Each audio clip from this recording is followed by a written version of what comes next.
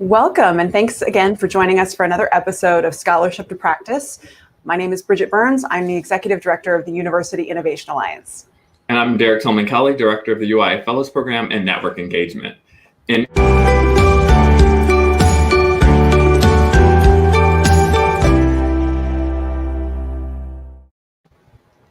In each episode of Scholarship to Practice, we bring you a short conversation with scholars and researchers whose insights and learning can enhance the work of student success practitioners day to day.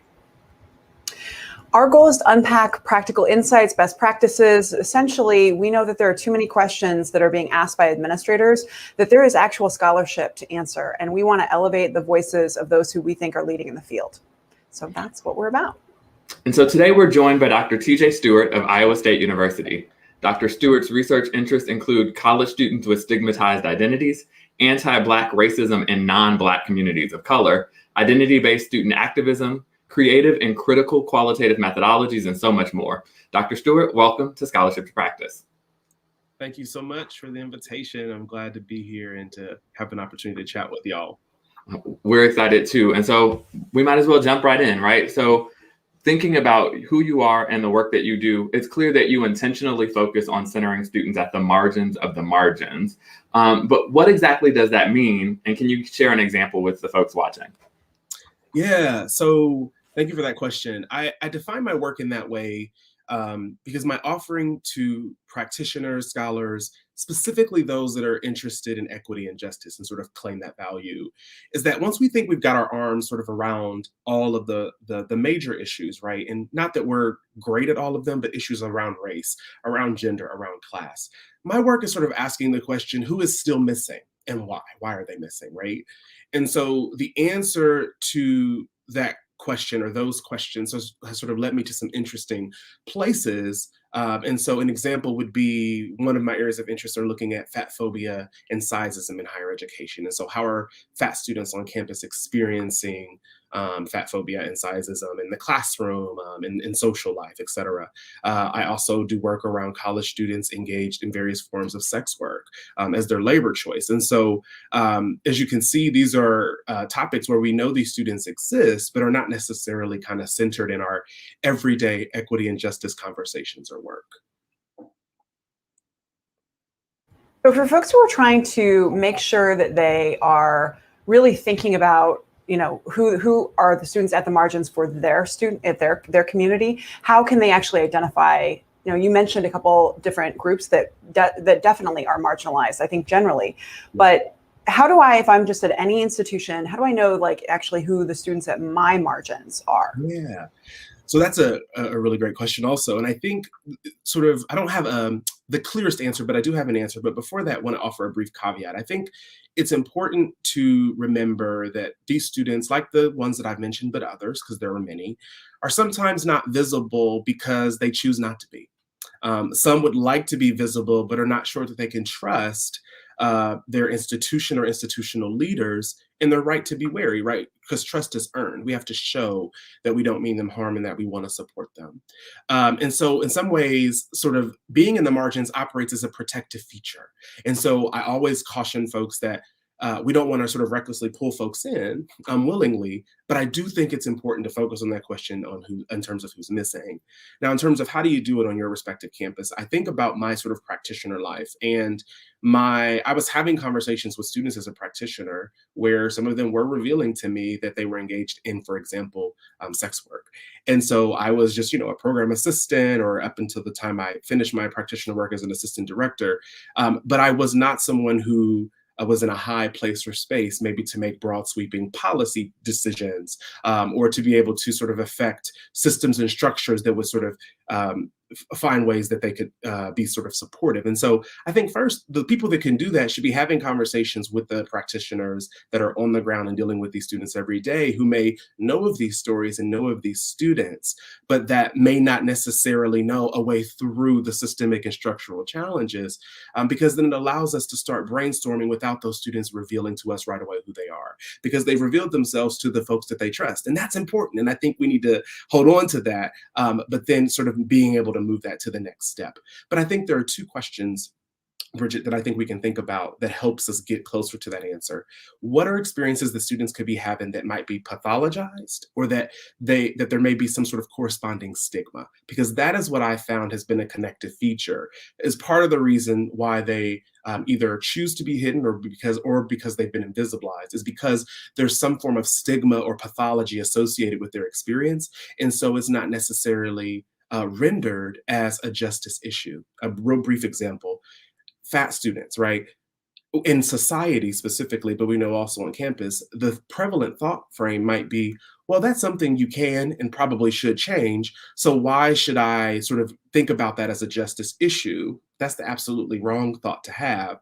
But then that would be a reason why maybe a student doesn't vocalize their experiences with, fatphobia or sizeism. And so because it's stigmatized. And so that would be a way to start to think about it. What's stigmatized, what's pathologized, but that we can think about as actual justice issues instead.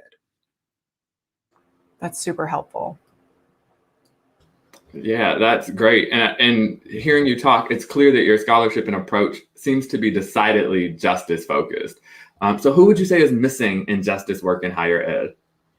Yeah, so I mean, I think beyond the folks that I have already mentioned, which sort of animates my own work, there are a few different populations, and some of them are more visible than others, right? Because so when I say margins of the margins, right, that's a spectrum. There's a scale.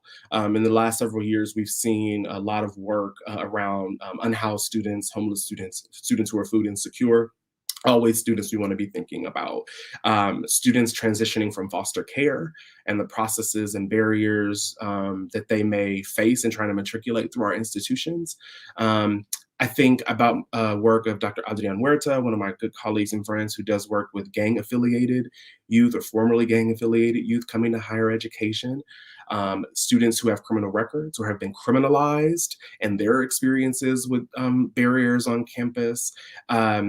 Disabled students broadly. I think we could do a lot more nuanced work.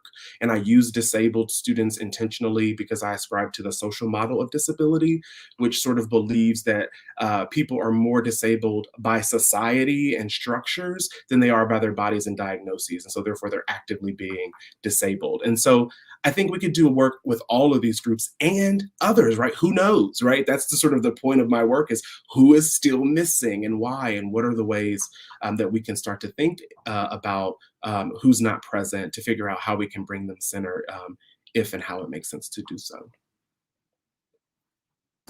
So I am curious. So there has been a lot of conversation, obviously, in the mainstream about critical race theory, and what a gift for an area of scholarship to all of a sudden become so immensely popular. But there have been a lot of myths, I think, that have been surfaced, and it seems to be quite a bit of misunderstanding and attempted rewriting of what it actually is. So I want you to try and help us understand what's a myth that people need to understand about critical race theory, and also how might that understanding influence the work of higher ed leaders?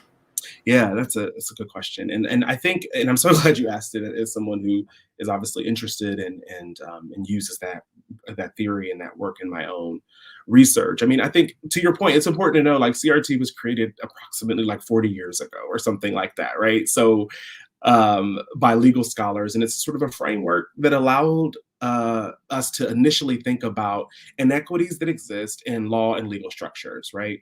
And so it's concerned with outcomes, and I think that that's an important starting place.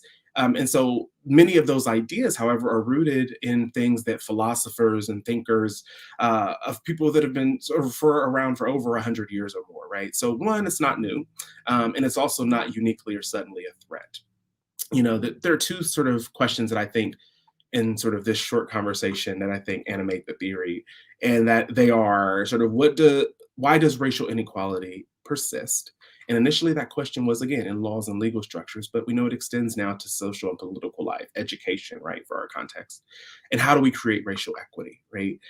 So the first myth is that, one, CRT is not a catch-all for all things diversity, inclusion, or even history for that matter. And so a lot of the attacks we have seen have been rooted on any sort of language or thinking that has a value or ethic around diversity, inclusion, equity, or justice. I mean, I think I saw infographic where someone was saying that if you see the words like multicultural competence, they're teaching CRT, right? And so that's sort of kind of how absurd some of these attacks and conflations have become.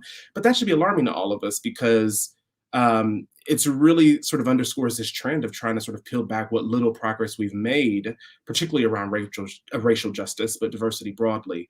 And so, but more pointedly, I think the other myth is that CRT is somehow dangerous, divisive, right? Or inconsequential to the work that we do as higher ed folks. And so one of the things I think, as a clear way I can kind of explain it, is I think we are often in education obsessed with equal opportunity. I kind of cringe every time I hear that phrase. And I think it's sort of connected to sort of the neoliberal nature of the academy. I think it's connected to capitalism, pull yourself up by your bootstraps. If people just have the opportunity, then they can be successful. And so I think, but let's say, for instance, we're okay with equal opportunity for a second. As educators, as thinkers, and as evaluators, I think we have to ask ourselves, then why aren't the outcomes proportional to the opportunities, right?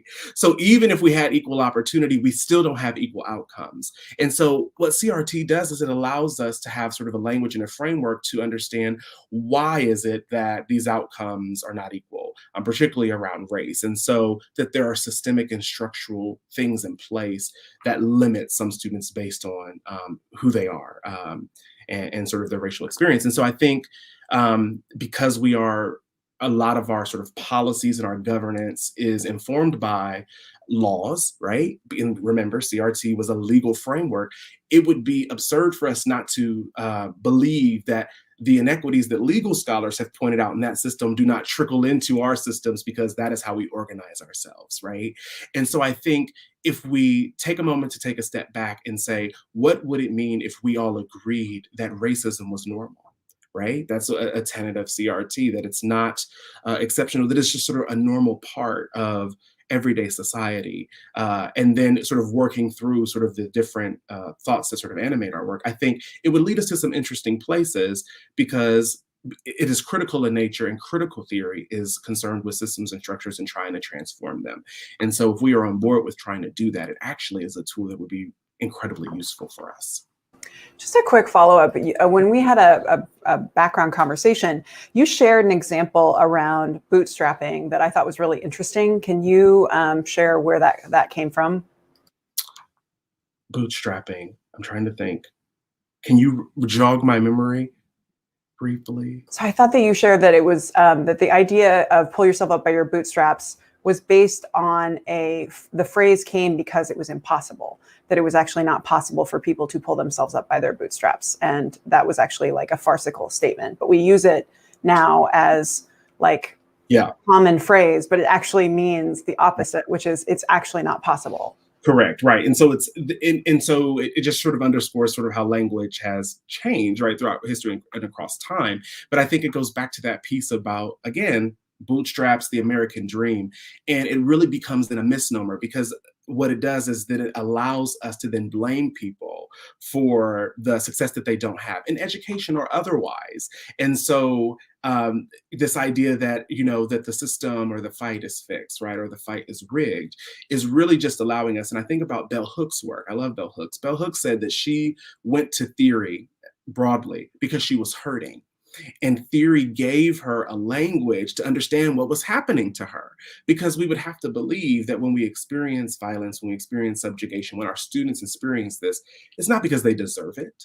It's not because there's something inherently wrong with who they are, but that there has to be something that answers for this particularly challenging experiencing I'm having. And so if someone like Bell Hooks says that she went to theory because she was hurting, then certainly a theory like critical race theory, it gives us language and a framework to make meaning of what is clearly an unjust and unfair sort of system and experience. And so yeah, all of that. That's super helpful. And so, TJ, I'm wondering if we can take a quick step back and think about some of the populations of students you focused your work on. So we know that they are numerous, in part because there are so many students not visible to the institution without additional effort. So I'm wondering if we can talk about a few of them. And so when you think about students or people who engage in sex work, what's something that higher ed administrators need to know, understand, or challenge their thinking on? Yeah. So I think the first thing out the gate is that there are lots of different types of sex work. And so people hear that word and often it invokes one particular type. Perhaps it invokes illegal forms. That's a conversation for another day, right? So we can challenge sort of legality not being ethics or morals for that matter, because it was once legal to do lots of awful things that we know are now illegal. But that aside, I think to think about it, and sex workers, like all of us, are engaging in labor under capitalism, right? And so what that means is that there's a wide spectrum of experiences within and pathways to the work. And so given this, I think being careful that we don't have uncritical conflations with sex work and sex trafficking, that can be harmful. Those are not one and the same. Sex work is not inherently exploitative or degrading, but it's also not inherently empowering, right? There's nuance there, like a lot of the work that we do and a lot of the experience that we have. And so to complicate those understandings, because I think they deserve our respect and our attention and support if they so desire it. That's super helpful. And I imagine that there are some folks watching and thinking, there aren't people on our campuses who are engaged in sex work. And well, yeah, I mean, I remember I did a talk and it was somewhere in the Midwest and I had a similar response. Like, what do you, of course, you know, so I think the question was, well, in New York, sure, perhaps in Atlanta area, okay, but what about some middle of the road, like Midwest small college town? And what I would offer is that these students are everywhere. They're on every campus and engaging in various forms of sex work, particularly because technology affords us, or affords these students some opportunities to engage in it in different ways. And so they are everywhere because we know capitalism is everywhere, labor is everywhere. And so they're not a group to be afraid of. They're not a group that is sort of causing trouble or harm, but they certainly can experience it. And I think I am of the belief that all students deserve support inclusive of their labor choices, right? And if you believe that too, then I think that we can work together on what does it mean to support this group of students. I am just curious if there are, in particular with sex work, but I also know when we're talking about fat phobia or we're talking about identity-based activism, like some tactical things that administrators need to know, or what would it look like to actually be supporting those students? I think that's a place of misunderstanding.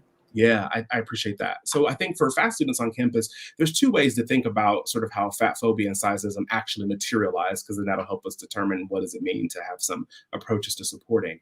One, it's sort of social and cultural. So it can manifest as someone's individual ideas and beliefs about fat people. And so sometimes that means that these students have violent experiences based on how people treat or talk to them socially or academically, right? That's one area. Now, we know that that's a challenge for lots of different issues, right? So not just, you know, when people say mean things or have terrible attitudes. I was sharing with colleagues, there was this post that Yik Yak is back. And as a practitioner, former practitioner, I kind of cringe because we know people say terrible things when they have an opportunity to be anonymous. So there's that part. So we may think about what are education campaigns, what are ways to reach out? Do we think about that as a form of bias? As an identity, right, under a conduct code? I don't know. I think that the possibilities are endless. But the other piece is the physical, right? So I think about Strange and Banning's work about the physical aggregate. So we know that physical environments impact students, buildings, how much green space they have, what type of furniture do we buy? Well, I would also like to suggest that that impacts fat students as well. And so, you know, if we are on campuses where we're in old buildings, where we have old classrooms where chairs are bolted to the floor and were built for a student that was in college in the 50s, we know that how students are built today, how we are built as students today is not the same as it was when we were in the 50s. And so what does it mean to make choices? I remember at a previous institution, I worked with our director, and after reading a piece I wrote in About Campus, changed the strategy and approach to ordering furniture. And she came into my office one day and was like, so we decided we're only going to buy this many chairs with arms on them and this many chairs with no arms on them, because that's a way sort of to be inclusive of body size. So someone comes into our office, they can find a chair that fits them, right? As an example. But we would not expect, for example, an average student, if we want to use that language, to go into a classroom and sit in some rickety chair that has a piece of iron sticking out of it, digging into their side. We would say that's unacceptable. That's a safety issue. Well, what I would like to offer to you is that there are a lot of fat-bodied students who experience that in the classroom, in the residence hall. There are places where they are not able to be comfortable, where they don't fit. So I think there's two approaches. There's this social piece, this academic social life. There's this physical sort of component, and it requires some investment of resources. I think investment in having conversations with these students, but either one of those are great places to start. That's really helpful and profound, because if you think about it, like for folks at home who are like, this is an unusual topic to be thinking about. No, it's not, because how could a student possibly learn if the message that you receive by walking, just having the audacity to walk into a space that you are not worthy, that you do not belong. We know that belonging is connected to a student's ability to learn. And so there are these students at the margins who we are expressly sending messages that they don't belong, therefore they cannot learn, and therefore we can't actually uphold the promise of higher education for them.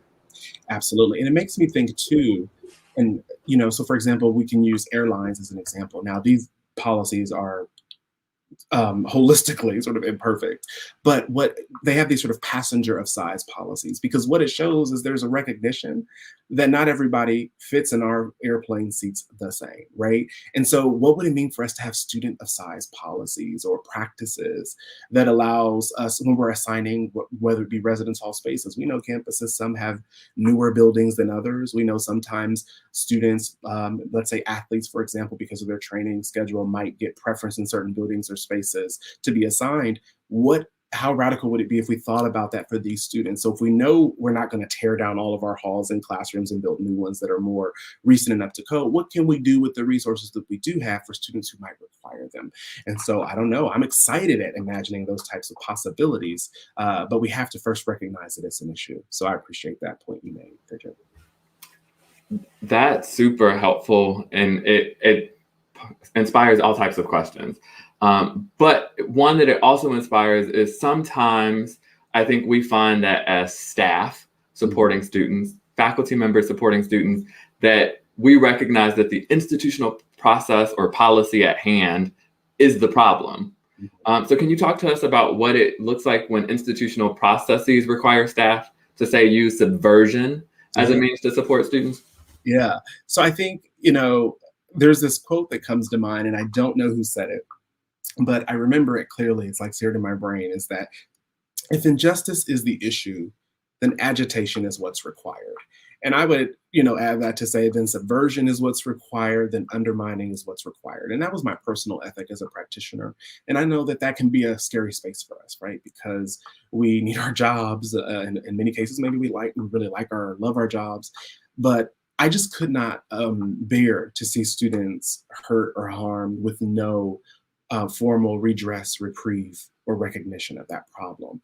And so I think, each of us will sort of have to search our consciousnesses, our hearts, our minds around what that looks like for us. But I do think that if and when we can provide informal relief, that's how I think about it, informal relief, then I think we should, while we figure out, because we know that changing policy in higher education is like turning a cruise ship, right? And it takes time. The inertia to get it done is overwhelming. But what I'd like to suggest is that students cannot always wait for those processes sort of to materialize. And so thinking through what is it that I can do within my locus of control. Because to the earlier point, some of those students are revealing to these folks that are sort of on the ground, high touch point student service areas, their experiences and who they are and what they're going through first, that they may not say to maybe a university president or an AVP or a provost. And so I think that what that also then does, though, is it helps sort of underscore a pathway through, because I think sometimes our senior administrators in our institutions, we lack collectively, and all of us, an imagination of what does it look like, because we're so used to how things are. We're so used to systems and structures and the way that they oppress that it's hard to imagine a way through them. And so when we're able to sort of undermine or be subversive to support a student, right? And it's not because, again, we're trying to be a troublemaker. I think about Congressman John Lewis, but it's good trouble. And it's something that I think students come to appreciate and is needed, and then sort of propels us then into a conversation and say, there are things that we can do, and I'm going to tell you why, because I did this thing for students, and that was something that was helpful to them. And so what does that mean for us, right, on a grander scale and a more broader scale? And so I think the time is always now to figure out how to engage in those sorts of acts. But I do think that it's an individual choice, but I had never regretted a time when I was able to support a student in that way. And it often led to the more systemic and structural changes in those contexts where I was working. Okay, so I feel like this has just got to be like the beginning of a several episode arc series because there's so much richness here, and we heard great comments from folks at home. I just want to identify and share with folks how they can connect with you, how they can support your work. What is the actual the best way for them to get in contact? Yeah, so I am on most social media platforms at the username Tara J, which is my first name and then Jay spelled out. And happy to connect with folks on the back channel about my work, but lots of these issues as well. I can be reached on my website at the same name, which is just charaj.com. And in those places, I post updates about the scholarship that I'm publishing, the research that I am conducting, and various different, social, political sort of things I'm working on that folks can either get involved with or invite me into sort of conversation or dialogue with. And I'm always happy to do that because so much of this work is emerging. And so what I can tell folks who have taken some time to spend with us this morning/afternoon is that we are just scratching the surface, even for the students that I study, but let alone so many of these other experiences. But I feel like it's exciting work. And it's, for me, why I decided to come into higher education, to make a difference, to be able to support students. And so that is why I got here, because my question's like, nope, there's always someone whose story we're not knowing or learning or missing. And if that matters to us, right, if we believe that all students should be supported, right? We hear that language. Well, I'm here to actually hold us accountable to that. So then let's make sure all students are supported and help us imagine what that might look like. So online, social media, Twitter, at those usernames, I'm happy to connect with folks. Well, TJ, Dr. Stewart, thank you so much for joining us today. Thanks to all who've been watching. We thank you for being here, and we can't wait to bring you more conversations that intentionally bridge the gap between scholarship and practice, so we can all do our best to support our students and our sector, recognizing that all of those students need to be visible to be fully supported. And so we thank you again for joining us. And for those of you at home, we can't wait to bring you our next episode, which will be with Dr. Brian Brayboy, and we'll be focused on how to serve and support Indigenous students on our campuses. But if you would like to nominate a scholar or identify a topic that you think is a place where there is common misconception or there is scholarship, but clearly it's not being used by administrators or in the practice as much as it should be, we would love to hear about it. So Derrick and our DMs are open on Twitter, and otherwise you can also reach us on the uia.org. So thanks again for everyone for sharing this wonderful episode and deep conversation in scholarship to practice. Have a great day.